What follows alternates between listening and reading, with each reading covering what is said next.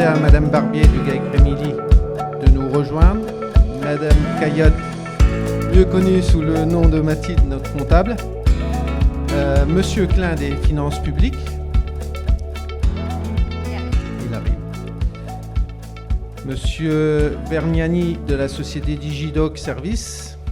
Monsieur Perron de la société Solutic 57 et Jérôme Louillot de l'ERL de l'aéroport.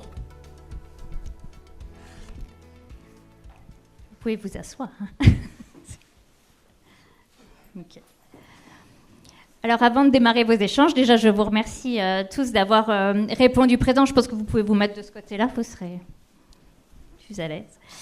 Je voudrais juste partager avec vous les raisons pour lesquelles le conseil d'administration a choisi ce thème de dirigeants d'entreprise. Le virage numérique, c'est maintenant. C'est un sujet qu'on aborde très régulièrement en conseil d'administration, puisque c'est vrai qu'on essaye de sensibiliser tout le monde sur les enjeux de la facture électronique, sur la réglementation au niveau de la facture, de la caisse, sur les contrôles accrus qu'il y a au niveau fiscaux et sociaux. Et les administrateurs, quand ils rentrent dans leurs exploitations ou dans leur entreprise et qu'ils discutent avec leurs collègues, ils se rendent compte que c'est un sujet qui est peu abordé, des fois volontairement oublié, parce que c'est vrai que c'est encore de l'administratif et ça ne réjouit pas forcément tout le monde de parler de ce sujet-là.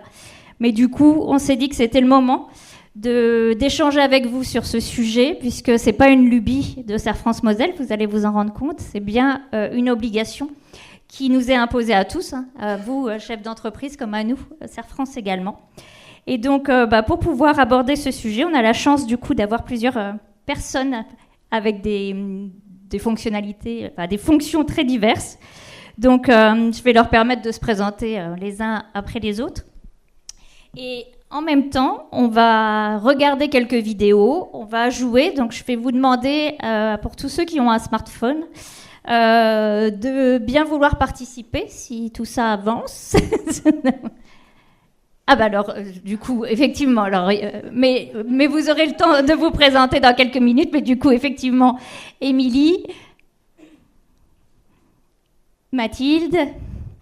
Donc au niveau des finances publiques, on devait avoir et Monsieur Thor et Monsieur Klein, mais Monsieur Thor a un empêchement et est excusé. Du côté de la société Digidoc, nous avons Fabrice qui est avec nous, Monsieur Perron du coup, et puis Monsieur Louillot qui apparaît également. Voilà. Donc, comme je vous disais, nous allons pouvoir jouer. Et voilà. Donc, si vous arrivez à scanner le QR code qui est ici, ça va vous permettre d'arriver sur une application qui s'appelle WooClap. Et lorsque vous aurez les questions qui défileront du quiz, vous aurez l'opportunité de pouvoir jouer et il y aura un grand gagnant. Donc, vous allez rentrer un pseudo, mais si possible, rentrez votre nom et votre prénom qu'on vous retrouve, parce que sinon, je ne pourrais pas vous donner votre cadeau. Voilà. Donc, le QR code va rester quelques minutes le temps que je démarre avec Digidoc, du coup.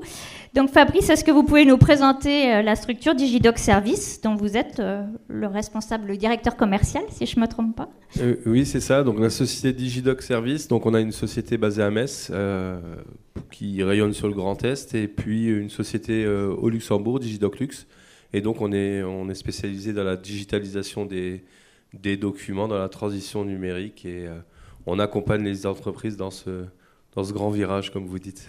Donc justement, vous êtes là parce que vous êtes spécialiste de l'accompagnement digital des chefs d'entreprise. Comment vous faites, vous, pour les inciter à se dématérialiser ou à partir dans le numérique? Et comment vous les rassurez? Parce que nous, on aimerait savoir comment rassurer nos adhérents aussi. Le point de départ, déjà, commence par une porte ouverte pour aborder le sujet. Parce que souvent, c'est vrai, on repousse parce qu'on voit ça comme un mal nécessaire, une obligation, c'est un changement et on perçoit mal le changement. La digitalisation aujourd'hui, elle fait partie intégrante des changements qui arrivent, et puis qu'on soit pour ou pas, c'est une réalité. Voilà, c'est une réalité. Donc à partir de là, on audite les entreprises, on échange sur de quelle manière ils travaillent administrativement, quels outils ils utilisent, où est-ce qu'ils veulent aller aussi à terme. Et leur présenter des solutions actuelles qui permettent d'automatiser les choses. À l'époque du papier, on a créé des classeurs pour ranger le papier, on a créé des armoires pour ranger les classeurs. Maintenant qu'on n'aura plus que des documents numériques, et ben, des nouveaux outils ont été créés et c'est ce qu'on propose aux entreprises. On leur propose de leur faire découvrir ça et comment serait leur futur digitalisé. C'est bien. Et donc, du coup, on a un exemple de client que vous avez accompagné. Du coup, Jonathan Perron, vous êtes donc un client de Digidoc. Vous avez accepté de venir témoigner ce soir chez nous. Je vous en remercie. Est-ce que vous pouvez déjà présenter votre structure, du coup, Solutic 57 ? Oui, bonsoir. Donc, Solutic 57, donc je suis le gérant, Jonathan Perron. Donc, on accompagne les entreprises dans leur sécurité. Par l'installation de systèmes de sécurité électronique, alarmes, vidéosurveillance, contrôle d'accès et géolocalisation de flotte de véhicules et d'engins. D'accord. Donc sur le secteur de la Moselle ? Sur le Grand Est. Sur le Grand Est, très bien. Alors du coup, parlez-nous de votre expérience avec le numérique et avec Digidoc, parce que est-ce que vous étiez déjà un fan du numérique avant de les rencontrer ou vous l'êtes devenu au fur et à mesure ? Alors, le numérique, c'est quelque chose que je connais bien, puisque mon métier de base, c'est l'informatique à la base. Oui, vous êtes un peu avantageux. Mais malgré tout, je ne connaissais pas tout ce qui était gestion de documents. Donc, je fonctionnais un peu à l'ancienne. Avec des armoires. Avec des armoires, avec des dossiers dans mon ordinateur. Et donc, on perdait pas mal de temps administrativement, notamment avec la liaison avec notre comptable, pour retrouver les documents et pour leur envoyer... tout ça, quoi. Ok. Et alors, du coup, votre expérience, comment avez-vous été accompagné pour être rassuré, du coup ? Avec quoi vous avez sur quoi vous avez travaillé ensemble ? Donc, on a travaillé sur le rangement des documents et les classifications. Quand ils parlaient en fait des classeurs et des armoires, finalement, ils nous ont mis ça en place, mais de manière numérique. Donc, aujourd'hui, on a un outil qui a des classeurs des armoires et on va pouvoir aller classer tous nos documents. Ouais. Voilà, on peut aller de nouveau piocher dedans et on peut faire facilement des recherches dedans. Très bien, merci à vous. On rediscutera tout à l'heure. Je vais vous proposer de regarder 2 vidéos qui ont été réalisées par le Conseil national de l'ordre des experts comptables sur la facture électronique. Et puis derrière, vous avez des quiz, donc suivez bien. Mesdames et messieurs, oubliez tout ce que vous connaissez. Voici l'avenir de la facturation. Voici donc l'avenir de la facturation. Wow! Ok. Nom de Zeus. Vous êtes en retard, Doc. À partir du 1er septembre 2026, la facture électronique s'imposera progressivement à toutes les entreprises assujetties à la TVA en fonction de leur taille. Et d'ici 2027 au plus tard, il n'y aura plus aucune facture papier. Les factures seront nécessairement électroniques et transmises sous l'un des formats obligatoires. Un format normé directement compréhensible de machine à machine. Mais alors, les ressaisies deviendront progressivement obsolètes. Et ce n'est pas tout. L'acheminement de la facture sera réglementé. On ne pourra plus la remettre au client en main propre, ni par courrier ou par email. Pour être valable, une facture devra transiter par des plateformes privées immatriculées dites PDP, d'un compte émetteur vers un compte récepteur. Mais enfin, pourquoi toutes ces contraintes ? Pour le comprendre, un peu d'histoire. À l'origine, la facture était la conséquence naturelle d'une relation contractuelle. En clair, elle était d'ordre strictement privé. Avec l'instauration de la TVA, l'État a commencé à s'y intéresser sérieusement, d'autant que la TVA représente sa principale ressource fiscale. Or, la facturation électronique permet à l'État d'exercer un contrôle plus efficace sur cet impôt. Pas seulement. Le gouvernement a 4 objectifs avec cette réforme.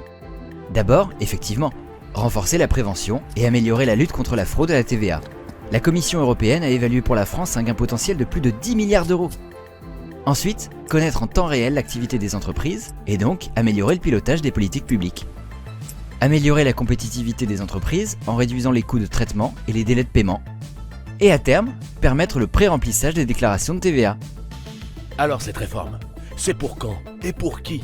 À partir du 1er septembre 2026, toutes les entreprises devront être capables de recevoir des factures électroniques. Pour les émissions de factures, le calendrier est cadencé. À partir du 1er septembre 2026, pour les grandes entreprises et les entreprises de taille intermédiaire, et à partir du 1er septembre 2027, pour les TPE-PME et les autres entités concernées. Vous y voyez plus clair ? Vous êtes prêts à vous lancer ? On vous accompagne.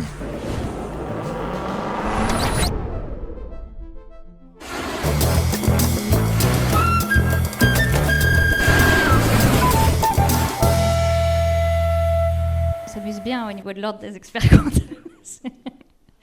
Donc, on va passer sur nos premières questions. Donc, vous êtes prêts? Si tout le monde a son appli sous la main. Donc, la première question. Les TPE françaises assujetties à la TVA devront être capables de recevoir des factures électroniques à partir de quand? Du 1er janvier 2026, du 1er septembre 2026 ou du 1er septembre 2027. Et hop, c'est parti.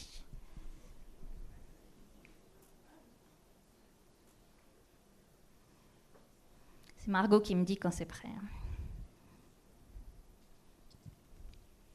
C'est bon, le temps est passé. Et donc, c'est le 1er septembre 2026. Deuxième question.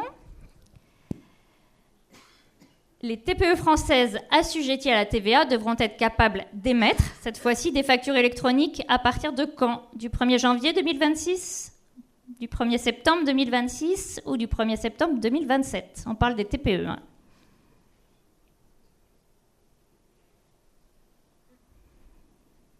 Bon, Madame de Metz, vous n'avez pas le droit de gagner hein, le jeu. Je vois que vous jouez, mais... C'est bien le 1er septembre 2027. Et la troisième question pour cette première vidéo. Avec la mise en place de la facturation électronique, les objectifs prioritaires de l'État sont...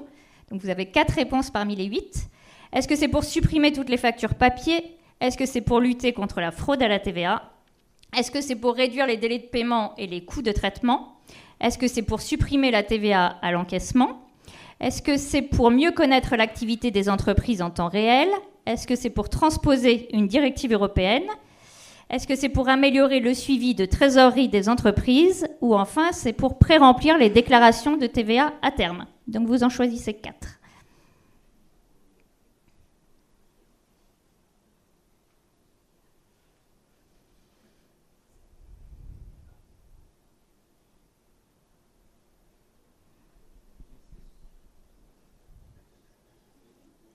C'est quoi? Il y a beaucoup d'hésitation. Ah. Il y a un peu des pièges. Vous êtes frustrés parce que vous ne pouvez pas jouer, c'est ça? Bien vu. C'est bon? C'est bon. Ok, merci. Donc vous avez les réponses là. Donc lutter contre la fraude à la TVA, on dit qu'effectivement c'est 10 milliards. Réduire les délais de paiement et les coûts de traitement. Mieux connaître l'activité des entreprises en temps réel. Et puis pré-remplir des déclarations de TVA à terme. Je pense qu'on en rediscutera tout à l'heure avec Monsieur Klein. Deuxième vidéo cette fois-ci pour voir comment ça se passe à l'international. Bonjour Monsieur Hunt. Divers pays d'Amérique du Sud puis d'Europe ont déployé la facturation électronique. Elle simplifie la vie des entreprises et permet aux États de lutter contre la fraude à la TVA. Votre mission, si toutefois vous l'acceptez, consiste à étendre la facturation électronique à la majorité des pays du monde d'ici 2030. Il existe 2 types de dispositifs. Le premier, en vigueur au Portugal et en Espagne, laisse les entreprises libres de choisir la forme et le mode de transmission de leurs factures à leurs clients. Il impose aux entreprises de transmettre par voie électronique l'ensemble des données à l'administration. Le deuxième dispositif, dit système complet, en vigueur en Italie et en Grèce, consiste à organiser un système d'échange de factures électroniques complet selon des formats normés et un processus de facturation normalisé. Il permet de transmettre par voie électronique les factures entre les entreprises, l'ensemble des données de ces transactions à l'administration fiscale.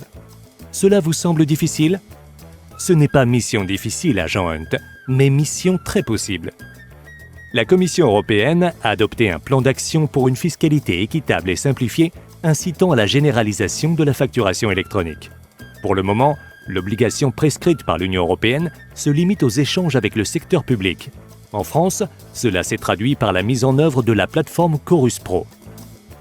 Aujourd'hui, la France a décidé d'étendre l'obligation à l'ensemble des transactions dans le secteur privé à partir du 1er septembre 2026.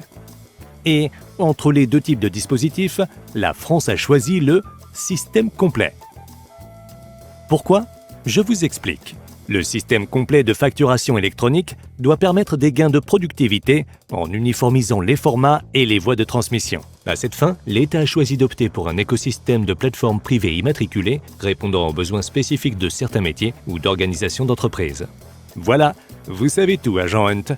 Comme toujours, si vous ou l'un de vos agents était capturé ou tué, l'organisation nierait avoir eu connaissance de vos agissements. Cette bande s'autodétruira dans 5 secondes. Bonne chance.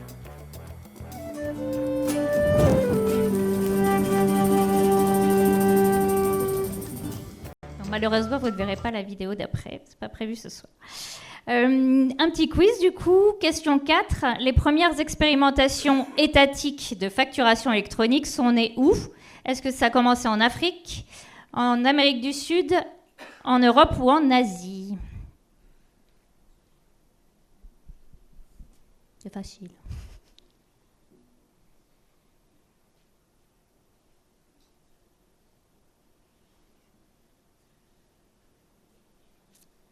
C'est bon? Amérique du Sud. La question 5. La France a choisi le e-reporting, le système complet. Bah, Monsieur Lambert. Bon, ok, donc on les aide, ok. Question 6, du coup. Voilà. Le dispositif dit système complet signifie, donc vous avez 2 réponses à choisir parmi les 4. Est-ce que c'est un format de facturation libre? Est-ce que c'est un format de facture électronique structuré et normé? Est-ce que c'est un mode de transmission des factures qui est normé? Ou est-ce que c'est un mode de transmission qui est libre? Et on clique pas. J'ai insisté.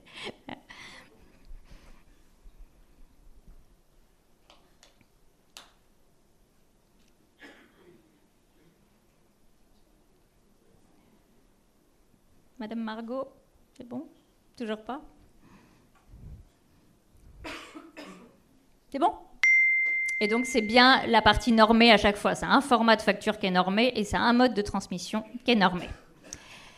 Et donc je vais maintenant m'adresser à Monsieur Klein, du coup, donc inspecteur au niveau de la DDFiP, parce que vous pouvez nous dire déjà un peu quelles sont vos missions, parce que vous avez des missions particulières au sein des finances publiques. Oui, bonsoir. Donc Philippe Klein, je suis donc inspecteur des finances publiques à la direction départementale de Moselle. Plus précisément, je fais partie de la division de l'accompagnement fiscal. Et donc, dans ce cadre, je m'occupe de l'accompagnement fiscal des petites et moyennes entreprises.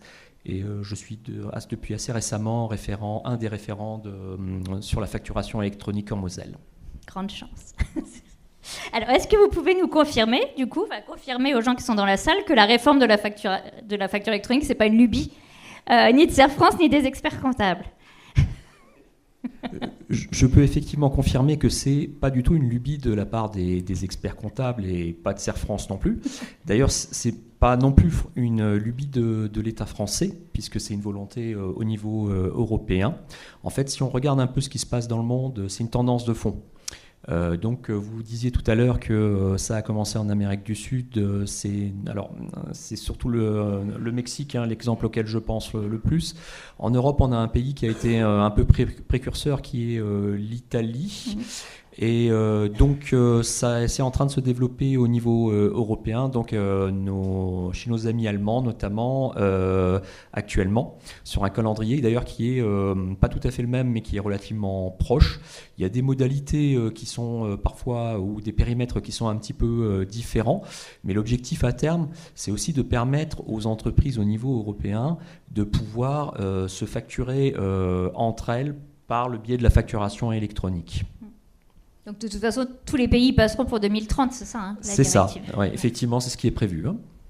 Alors, est-ce que vous pouvez nous expliquer pourquoi le portail public de facturation, qui avait été annoncé au tout départ de la réforme, finalement ne sera pas une plateforme de dématérialisation et qu'il faudra que les entreprises choisissent leur propre plateforme? Alors, ce qui s'est passé, c'est que le portail public de facturation, alors déjà, il faut comprendre que le portail public, il continue à exister, simplement, il perd cette fonctionnalité de facturation, de transmission des facturations électroniques. Donc, il garde une fonction à la fois d'annuaire et de concentrateur, qui nous permet donc de récupérer les données des factures électroniques qui sont transmises par les plateformes partenaires. Alors, pourquoi est-ce que la partie facturation donc, a disparu? En fait, à la base, c'était prévu comme étant un filet de sécurité pour des toutes petites entreprises. Il s'est avéré qu'il y a un nombre plus important que ce qui était prévu d'entreprises qui comptaient passer par ce portail, et notamment des entreprises plus grandes que prévu, ce qui fait que le trafic aurait été beaucoup plus important que ce qui avait été envisagé à l'origine, et donc le coût aurait été également plus important. Donc le fait qu'il aurait été gratuit pour l'usager ne signifie pas qu'il aurait été gratuit pour la collectivité. Donc à un moment, il aurait bien fallu le financer. Et il y a un autre aspect également, c'est que les partenaires de cette réforme étaient très attachés au calendrier, qui a déjà été retardé une fois. Et pour le sécuriser, en fait, il a été décidé aussi d'abandonner cette fonctionnalité de facturation. Et pour rassurer tout le monde, est-ce que toutes les données qui sont contenues dans les factures, elles seront visibles et fournies à l'administration fiscale? Alors non. En fait, il y a 34 données obligatoires dans le cadre de la facturation électronique. En fait, ce qu'il faut se dire, c'est que les factures électroniques, ça s'envisage comme étant des jeux de données qui sont saisis par les entreprises ou par leurs prestataires, et qu'on va en récupérer un certain nombre qui vont nous permettre de remplir nos missions. Donc vous parliez des différents objectifs de la réforme. Évidemment, il va y avoir un objectif de combattre la fraude à la TVA, mais il va y avoir aussi, en faisant des recoupements, mais aussi un suivi plus rapide, pratiquement en temps réel, en fait, de l'activité des entreprises, un pré-remplissage à terme des déclarations de TVA. Donc les autres données ne sont pas remplies. Alors je peux vous donner un ou deux éléments, par exemple, qui ne sont pas remplis. Je pense par exemple aux coordonnées des clients autres que le numéro sirène ou le mode de règlement. Voilà, ça c'est des éléments qui ne sont pas transmis dans le cadre de la facturation électronique, ce qui signifie aussi que c'est pas du tout la fin ni des contrôles sur place ni des droits de communication tels qu'ils existent aujourd'hui. On a eu un petit message qui est apparu de l'ordinateur de mon collègue. Ok, merci beaucoup, du coup, Monsieur Klein. Et alors, je pense qu'il y aura des questions peut-être tout à l'heure sur les cas d'usage prévus dans le cadre de la réforme, parce que pas mal de gens s'inquiètent de savoir comment le ticket de péage ou le ticket d'essence va passer. Est-ce que vous avez déjà des réponses à nous apporter sur ces questions? Alors, avant juste de donner notamment un élément de réponse, on va prendre une petite précaution, c'est qu'il faut comprendre que les cas d'usage, en fait, ils étaient communiqués dans le cadre de ce qu'on appelle les spécifications externes. D'accord ? Et en fait, ces cas d'usage, ils avaient été développés pour le portail public de facturation. Ils faisaient toujours référence à ce portail public. Et du coup, sur la dernière version des spécifications, on n'a plus de cas d'usage.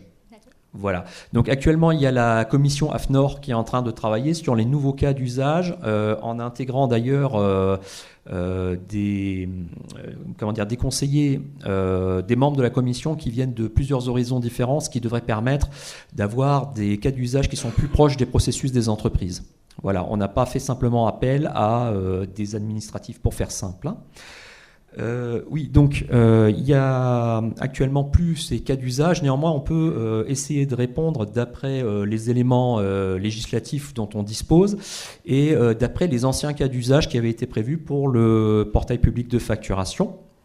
Donc là, par rapport au ticket de payage, effectivement, il y a une tolérance administrative qui existe tout simplement sur ce point particulier. Alors le problème, c'est simplement que l'entreprise en fait de péage ne peut pas savoir au moment où elle délivre son ticket si elle a affaire à une entreprise ou à un particulier. Donc du coup, elle va déclarer en fait, elle va pas faire de facturation électronique. Elle va faire en fait un simple ticket et déclarer en fait cette donnée comme étant une transaction faite par rapport à un particulier. Donc ça va être à l'entreprise, au moment où elle reçoit ce ticket, de compléter le ticket avec ses éléments d'identification Non, pour permettre la déduction, notamment, je pense à la TVA, Bah oui. tout simplement. Oui, c'est ça. Pour le ticket de carburant, j'ai pas trouvé d'éléments vraiment de cas d'usage en fait qui préexistaient. Mais là, je pense que ça va être tout simplement on va voir effectivement ce que l'AFNOR va nous indiquer dans les mois qui viennent. Hein. On peut imaginer qu'il faudra peut-être rentrer son numéro SIRET dans l'automate pour pouvoir avoir une facture. Alors, voilà. Oui, c'est un cadre qui est tout à fait imaginable. Alors, je ne dis pas forcément techniquement, ça, je n'ai pas cette compétence pour vous le dire.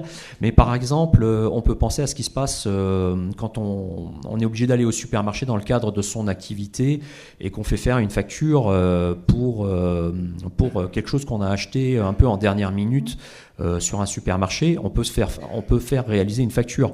Donc dans ce cadre-là, la facture sera simplement délivrée de manière électronique d'après le numéro sirène qui aura été communiqué par l'entreprise. On a encore plein de choses à découvrir, hein, c'est sûr. Alors je vous propose de continuer du coup en voyant ce que Serre France peut vous proposer pour vous accompagner dans ce changement, ce virage numérique. Le virage du numérique, c'est pour demain. Mais comment ça va se passer ?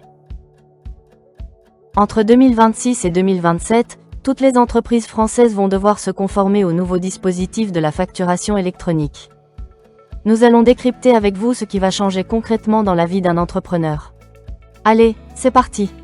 À partir de septembre 2026. Je commence à recevoir des factures électroniques comme pour toutes les entreprises. Il sera obligatoire de recevoir des factures électroniques dès le 1er septembre 2026. Mais de qui ? Ces factures, pour la plupart, seront émises par de grandes entreprises qui n'auront plus le droit de vous les adresser au format papier ou bien par mail. Mais comment vont-elles être transmises aux entrepreneurs ? Vous devrez alors choisir un partenaire de dématérialisation privée qui vous permettra de recueillir les factures électroniques de vos fournisseurs. Il faudra malheureusement continuer à les payer. Ça ne change pas. À partir de septembre 2027. J'envoie des factures électroniques. Les petites et moyennes entreprises devront se conformer aux mêmes dispositions que les grandes dès le 1er septembre 2027. Évidemment, celles qui le souhaitent pourront le faire avant. 2 cas de figure vont se présenter à vous. Je facture des particuliers ou des entreprises à l'international. Pour ce type d'opération, vous continuez à remettre classiquement à vos clients des factures papier ou bien par mail au format habituel. Tout ça pour ça, me direz-vous ? Non, car il y a un mais. Il faudra tout de même transmettre périodiquement les données de vos factures, comme les montants de TVA, les dates d'encaissement et les bases hors taxes. On appelle cela le e-reporting. Et il faudra adresser votre reporting à votre partenaire de dématérialisation. Maintenant, deuxième cas de figure. Je facture à des entreprises ou des administrations publiques françaises, à partir du 1er septembre 2027. Fini les mails, fini les factures papier, on appelle ce fonctionnement l'e-invoicing. Mais, ça veut dire quoi ? E-invoicing ? Le invoicing ou facture électronique en français est tout simplement une facture émise, transmise et reçue sous forme dématérialisée, qui doit contenir un socle minimum de données sous forme structurée. Vos factures pourront désormais être lues par un ordinateur, ce qui facilitera leur traitement. Ok. Mais alors, comment ça va se passer pour un adhérent Serre France ? Eh bien, c'est très simple. Un adhérent ayant choisi le pack Vigie proposé par Serre France n'aura pas grand-chose à faire techniquement parlant, puisqu'il a choisi la sérénité en souscrivant à un pack qui englobe la plateforme du réseau Serre France et Finom. Le portail digital, constitué de nombreux outils, dont un outil de facturation, de caisse et un classeur numérique et enfin, il bénéficie d'un ECF par an pour se garantir aussi la sérénité fiscale. Donc, si j'ai bien compris, un adhérent Serre France utilisera soit l'outil de facturation numérique compris dans son pack Vigie, ou un autre de son choix, s'il était déjà équipé. Il réalisera des factures conformes, qu'il expédiera à son client via la plateforme du réseau Serre France. De son côté, le client sera informé de l'arrivée de la facture, qu'il devra valider. L'émetteur de la facture sera instantanément informé par la plateforme que celle-ci a été validée. Il ne lui restera plus qu'à attendre le paiement de celle-ci. Par la suite, le client Serre France retrouvera tous ses documents dématérialisés, comptables, juridiques, fiscaux employeurs en un seul endroit, le classeur numérique. Cet espace de stockage personnel et sécurisé, dans Serre France Connect, intègre les documents provenant de différentes sources, telles que les systèmes de collecteurs auprès des fournisseurs, les dépôts par vous-même ou votre interlocuteur Serre France, les scans de documents, mais aussi l'ensemble des dépôts automatiques. Bien évidemment, Les comptables Serfrance auront accès à ce classeur numérique et cela leur permettra d'être plus rapides et de vous proposer une comptabilité beaucoup plus réactive. Et voilà, nous espérons que cette présentation vous aura un peu plus éclairé sur la façon dont fonctionnera les entreprises dans quelques mois. Tout à fait. Et si vous avez la moindre interrogation, n'hésitez pas à vous renseigner auprès de votre interlocuteur Serfrance habituel. Au revoir.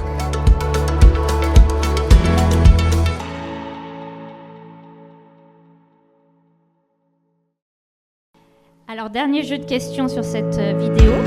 Le virage du numérique. Alors, on arrive à la question 7. Que veut dire PDP, d'après vous? Est-ce que ça veut dire plateforme de dématérialisation partenaire? Est-ce que ça veut dire portail de déclaration professionnelle? Ou dernier choix, programme de déploiement professionnel?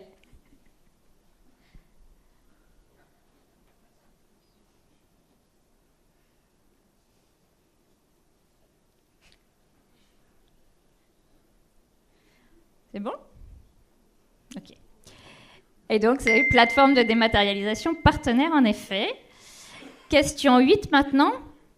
Quel dispositif doit être utilisé pour les factures aux particuliers? On dit bien factures aux particuliers. Est-ce que c'est le e-invoicing? Est-ce que c'est le e-reporting? Ou est-ce que c'est les deux?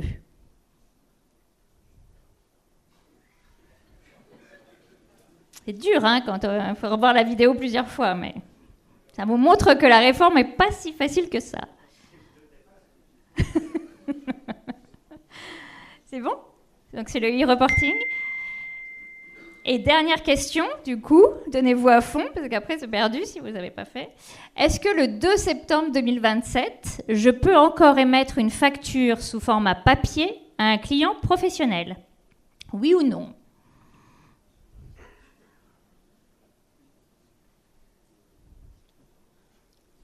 Alors, pas ce que vous avez envie de faire, hein, ce que la loi vous demande de faire.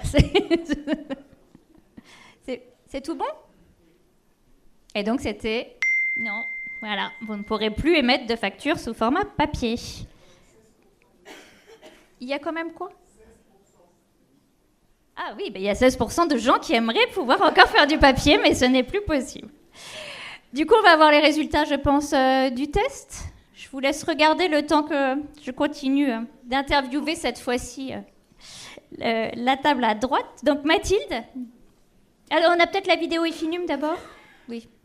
Elle est dispo. Alors on vous passe juste la vidéo pour que vous voyez comment ça va se passer sur notre plateforme Effinum demain, puisque ça y est, elle est en fonction. On va bientôt pouvoir la mettre en test auprès de nos utilisateurs. Donc au moins que vous voyez un peu comment ça se passe. À partir de votre espace Serfrance Connect, vous pourrez directement vous connecter à la PDP du réseau Serfrance. Nous vous proposons de découvrir la partie gestion des factures sur Effinum afin de vous aider à vous projeter dans ce que sera votre quotidien de demain. Depuis la page d'accueil, un utilisateur peut accéder aux factures fournisseurs à l'aide du menu situé à gauche. On visualise alors l'ensemble des factures fournisseurs et il suffit de double-cliquer n'importe où sur une ligne pour accéder au contenu détaillé. Sur la partie gauche, on peut alors accéder aux données essentielles de la facture. S'il s'agit d'une première facture reçue d'un nouveau fournisseur, il faut le vérifier au préalable avant de pouvoir faire une nouvelle action. On visualise également l'historique de cette facture et l'on peut ajouter une note partagée avec ses collaborateurs et son comptable. Une fois le champ textuel rempli, il faut appuyer sur le bouton « Ajouter une note » pour que celle-ci soit visible. Sur la partie droite, on visualise la ligne de vie de la facture et on accède à son contenu dans son intégralité. Il est possible de l'agrandir en cliquant sur le bouton Zoomer. On peut également télécharger une facture.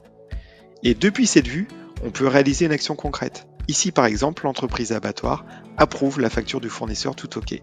Le statut se met à jour instantanément sur la plateforme Effinum.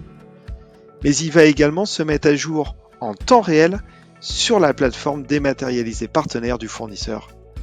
Comme on peut le voir ici, l'entreprise Tout OK peut maintenant réaliser une nouvelle action en conséquence. On peut également réaliser une action sur une facture à l'aide du bouton Traiter. Les options proposées dépendent du statut actuel de la facture. Enfin, il est possible de réaliser un filtre sur une période dédiée en sélectionnant une date de début et une date de fin. Le tri peut également s'effectuer par type de document, ou sur l'échéance, proche, imminente ou passée, ou sur le statut de la facture. Par exemple ici, je n'affiche que les factures approuvées. Enfin, un filtre par fournisseur peut être réalisé. Il suffit d'appuyer sur le bouton réinitialiser les critères pour revenir à l'intégralité des factures. Voilà, donc c'est la première vidéo qui vous permet de vous rendre un peu plus compte de l'ergonomie de la plateforme Effinum qu'on a essayé de faire la plus pratique possible pour des chefs d'entreprise. Et bien entendu, il y aura des formations, des ateliers pour vous accompagner sur la manipulation de cette plateforme en l'occurrence. Donc Mathilde, je reviens vers vous. Donc en tant que comptable, vous êtes au plus près des chefs d'entreprise adhérents de Serre France. Est-ce que vous avez l'impression qu'il y a une prise de conscience depuis quelque temps sur le terrain des enjeux liés à la facture électronique, notamment l'intérêt d'anticiper en se familiarisant avec le numérique ? Donc, bonsoir Charlotte, bonsoir à toutes et à tous. Donc oui, effectivement, au quotidien, je constate une évolution et une amélioration de la prise de conscience sur la réforme de la facture électronique, notamment grâce à la dématérialisation des adhérents qui ont accepté de passer à 100% sur la voie numérique, dont je remercie Jérôme Loyot et Émilie Barbier, qui sont deux de mes adhérents et qui sont à 100% numérique maintenant sur notre plateforme Déjà qui est Conciliation, et notamment sur l'établissement des factures conformes, où on ne possède plus de factures papier dans nos comptabilités et des factures conformes, donc plus de format Excel pour certaines factures clients qui étaient encore émises jusqu'à l'heure d'aujourd'hui. Donc il est aussi important de se familiariser donc, dès aujourd'hui avec le numérique. Pourquoi ? Parce que les changements de demain sont plus faciles de s'y préparer plutôt que d'avoir à les subir, puisque la facture électronique c'est demain, 2026 et 2027, donc sont pour tout le monde. On est toutes et tous dans le même bateau. Également, si on est là pour vous, on est là pour répondre à toutes vos interrogations, on est là pour vous accompagner au quotidien. Et anticiper, c'est la clé de la réussite sur ce passage et cette transition de la réforme électronique. Anticiper, ça va vous permettre justement d'évacuer toute cette source de stress et d'urgence que vous pouvez posséder, et nous aussi, dans toutes nos missions de déclaration de TVA, par exemple, où on peut vous relancer à plusieurs reprises quand il vous manque une facture qui est parfois mise dans la boîte à gants de la voiture.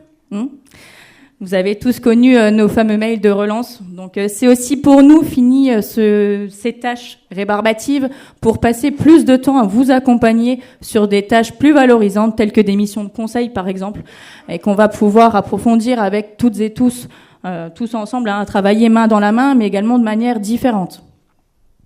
Merci beaucoup.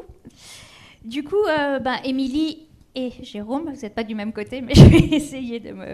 Donc, est-ce que vous pouvez nous parler de vos expériences ? Parce que, comme l'a dit Mathilde, vous faites partie des clients modèles, l'un et l'autre, utilisateurs, si, il faut le dire, utilisateurs d'IFAC, utilisateurs de conciliation. Donc, qu'est-ce qui vous a motivé, en dehors de Mathilde, pour basculer là-dessus ?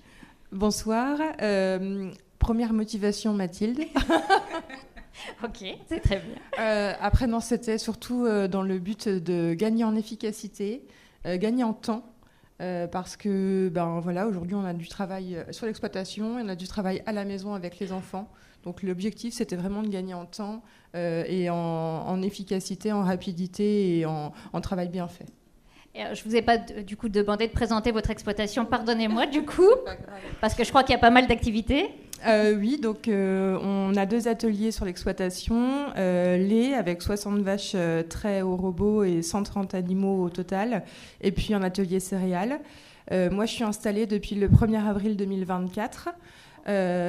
Nous avons 3 enfants, 12 ans, 8 ans, 3 ans, donc on a du boulot. Et donc là, vous utilisez IFAC ? Oui, donc j'utilise la plateforme depuis novembre 2024. Donc pour essentiellement l'envoi, la dématérialisation des factures. Et voilà, je ne fais pas de facture. Pour le moment, c'est surtout conciliation. C'est ça. Ouais. D'accord. Et vous, Jérôme, du coup ? Alors déjà, je vous laisse vous présenter et présenter la structure. Ouais. Bonjour à tous.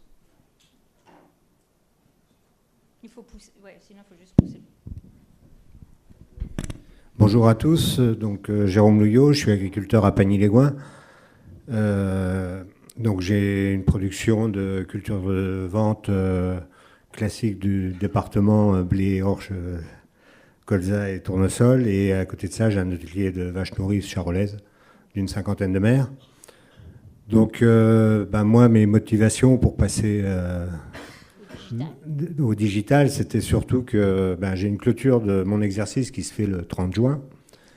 Donc, ça voulait dire que il fallait faire le bilan et tout ça pendant une période où on n'est pas trop à la maison, au mois de juillet-août. Et ces dernières années, c'était pas trop bien fait. Et en fait, on arrivait à des dates, les résultats comptables, je les avais que fin de l'année. Donc, je me retrouvais dans la situation où on parlait d'un exercice comptable presque 18 mois après la moisson, quoi. Donc, ça devenait un petit peu compliqué. Et puis, en discutant avec ma comptable, donc, on a décidé de trouver des solutions.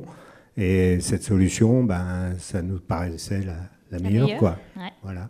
Alors, est-ce que ça a marché? Est-ce que cette année, vous avez eu vos résultats plus tôt?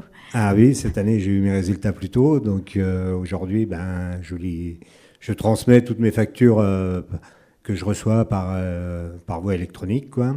Et donc, de ce fait-là, elles seront traitées plus rapidement que quand c'était moi qui le faisais, quoi. C'est bien. Et du coup, est-ce que vous trouvez ça fastidieux à mettre en place comme système? Quand on m'a demandé de venir parler de la facture électronique ici, moi j'ai pris ça pour une blague, parce que moi l'électronique et l'informatique, c'est quand même pas mon fort, mais oui, c'est vrai que l'outil est assez facile à utiliser, que ça soit la transmission de la facture, je sais pas, vous avez votre facture quand vous avez un repas après une formation ou quelque chose comme ça, vous le scannez avec votre téléphone, et puis la facture est tout de suite transmise, et effectivement, elle ne va pas traîner dans la voiture, quoi. Ou si elle traîne, c'est plus grave. C'était vous la boîte à gants? Ouais, moi c'était plus... non, on ne la retrouvait pas, moi. Ok. Et est-ce que vous êtes amené à établir des factures, vous, de votre côté? Oui, alors pas beaucoup, hein, je vais dire entre 10 et 20 factures par an, quoi. Mais c'est vrai que maintenant que c'est toujours aux mêmes personnes, donc une fois qu'on a rentré les données et tout, c'est vrai que ça simplifie les choses, quoi. Donc c'est pas très compliqué non plus d'utiliser IFAC? Non, c'est pas compliqué. C'est bien. Pas plus que de faire un modèle sur Word ou sur Excel? Non, pas plus. La seule chose, c'est qu'une fois qu'elle est faite, ça devient sérieux et on ne peut plus la modifier. Voilà, c'est ça. C'est la conformité des factures, exactement. Merci Jérôme, du coup. Monsieur Klein, quelle est la vision de l'administration fiscale, du coup, sur la capacité des chefs d'entreprise à s'emparer de la réforme et à la mettre en œuvre? Alors, je pense qu'on a tous conscience que c'est une marche à franchir, à la fois pour les entreprises, mais aussi plus largement mais aussi pour les administrations, tout simplement. Ça va impacter tous nos métiers, y compris donc chacun des vôtres, celui de votre expert comptable, et puis les nôtres aussi, à des degrés parfois un peu divers. Mais ça va tous nous impacter d'une manière ou d'une autre. Maintenant, je pense qu'on a un écosystème de plateformes dématérialisées partenaires qui est riche. On en a 86 qui sont actuellement immatriculés avec réserve, qui sont dans un système concurrentiel et qui ont tout intérêt à faciliter la vie de leurs clients. Donc, je pense que là, il y a une confiance qui est faite par l'État de la capacité de ces plateformes à vous faciliter la vie et à vous rendre cette réforme la plus simple de votre point de vue à vous possible. Après, il faut se rendre compte qu'effectivement, il peut y avoir des différences entre les entreprises en fonction de leur appropriation, de l'appropriation qu'elles peuvent avoir, de leur processus de facturation, notamment s'il est informatisé ou non, s'il est intégré ou non. Il faut savoir que l'administration fiscale va déployer un dispositif de communication et d'accompagnement tout au long de l'année 2025 qui va monter en puissance. Donc, dans chaque département, donc il va y avoir des campagnes de communication au niveau national, mais au niveau de chaque département, on a des référents qui sont formés. On va en avoir de plus en plus. On va avoir des correspondants aussi dans les services des impôts des entreprises pour accompagner aussi, de notre point de vue, les entreprises dans le cadre de cette réforme et les sensibiliser à être curieux à cette réforme, à se poser la question effectivement si cette réforme constitue pour elle une opportunité, et sur la nécessité aussi du choix d'une plateforme dématérialisée partenaire, tout simplement. Merci du coup. Émilie, Jérôme, du coup, est-ce que là vous avez découvert un peu plus Effinum et comment ça va se passer demain? Est-ce que vous êtes rassurés par rapport à l'accompagnement que Serre France peut vous apporter sur la partie facture électronique? Oui, alors en fait, quand on l'utilise pour la première fois, même une personne qui ne maîtrise pas trop le système informatique, c'est juste une application à installer sur son téléphone, donc c'est vraiment très facile. On prend en photo notre facture et puis ça part directement auprès de l'assistante qui ensuite, elle, enregistre la facture. Et puis si jamais on a une question ou une interrogation, on peut joindre bien sûr notre comptable, ma comptable en l'occurrence Mathilde. Ça marche. Et par rapport à Effinum demain, vous vous voyez en capacité d'aller dessus, réceptionner vos factures de téléphone à partir du 1er septembre 2026, les payer, etc. Ça ne vous fait pas peur? Vous savez que vous serez accompagné correctement? Oui, non, ça ne me fait pas peur parce que je sais qu'il y aura l'accompagnement. Et puis en plus, on avait, avant la mise en place là, de la dématérialisation des factures, Serre France avait proposé des formations. Donc on n'est pas dans la nature, on n'est pas lâché dans la nature, on nous explique bien les choses. Donc pas de panique chez vous. Et alors, pour celui qui n'était pas très fort en informatique, si on a bien compris, du coup, est-ce qu'il y a panique à bord ou pas? Non, il n'y a pas panique à bord. Il faut évoluer en fonction des réglementations. Moi, je pense que c'est un plus aujourd'hui, puisque quand on recherche une facture, c'est vrai qu'aujourd'hui, avec les moyens informatiques qu'on a, le téléphone et tout ça, on n'est plus obligé de rentrer à la maison et de rechercher dans le classeur, quoi. Donc, pour moi, c'est un progrès et je pense que c'est un plus qui va nous aider dans le travail. Jonathan, du coup, vous aussi, je pense qu'à un moment donné, vous allez également y passer à cette facture électronique, puisque je pense que vous avez des clients professionnels et des clients particuliers, à mon avis les deux, donc vous aurez le e-reporting et le e-invoicing. Ça vous fait peur ou c'est un sujet qui ne vous inquiète pas plus que ça? Non, alors après, on a une grande partie, c'est une clientèle professionnelle, une petite partie de particuliers. Mais on est en train de changer d'outil de facturation et je fais confiance à mon prestataire pour m'accompagner dans la connexion aux différents outils pour la facturation électronique. Très bien, merci. Et puis peut-être le mot de la fin pour vous, Fabrice, du coup, puisque vous accompagnez d'autres chefs d'entreprise, mais que vous aussi, du coup, vous faites partie d'une entreprise. Quelle est votre vision de cette réforme? Est-ce que vous pensez que c'est un mal pour un bien ou... C'est même pas un mal, j'ai envie de dire, parce que c'est vrai qu'on a tendance toujours à diaboliser les obligations de l'État. Tout est dans le mot obligation de l'État, donc c'est pas bien. On m'oblige, je dois changer, et je pense que c'est mal pensé parce que j'ai à l'image c'est cette personne qui va pousser une brouette avec un pneu crevé et on lui dit arrête-toi 2 minutes, je peux te rendre service, et puis il va se fermer en disant j'ai déjà pas le temps, je suis en retard, je dois finir mon chantier, et on va lui dire mais l'année prochaine tu n'auras plus le droit d'avoir c'est des roues pleines obligatoires, il faudra la changer de toute manière, hein, c'est quand c'est septembre 2027, j'ai le temps. Voilà, j'ai le temps. Mais c'est dommage parce que c'était réellement, il y a réellement des bénéfices en productivité, en efficience dans ces changements. Et nous, Digidoc, on évangélise un peu le bienfait de la digitalisation dans sa globalité. L'année dernière, on parlait beaucoup de coffre-fort électronique, de dématérialisation des bulletins de paye. Et on comprend maintenant l'intérêt que ça peut avoir depuis mettre sous pli ces bulletins de paye, depuis les envoyer, etc. Aujourd'hui, c'est la facture électronique. Demain, ça sera autre chose. Et nous, on a envie d'essayer d'avoir une démarche pédagogique, parce qu'on n'a pas toujours des responsables informatiques en face de nous. On a très souvent des gens dont l'informatique, c'est pas leur métier, ou ils aiment pas. Et le temps qu'ils passent devant leur écran, c'est pas du temps qu'ils passent à produire. Et justement, on est là pour essayer de rendre la chose la plus simple possible pour que la production continue son rythme et qu'on glisse tranquillement vers la digitalisation. Merci en tout cas à tous les 6 pour avoir accepté de témoigner. J'espère que du coup cette table ronde, elle vous a fait prendre conscience à tous, pour ceux qui en avaient besoin, qu'on n'a pas le choix que d'aller sur cette réforme, qu'il y a du positif, parce que c'est vrai que ça permet effectivement aussi d'être mieux organisé. Demain, ça permet aussi à l'État d'avoir des informations sur la situation des entreprises et certainement de mettre les aides au bon endroit, au bon moment, et pas a posteriori. C'est un vrai atout. On sera là pour vous aider, même si effectivement pour nous c'est aussi un énorme chantier, parce que devoir accompagner 2600 dossiers sur du numérique, c'est pas simple.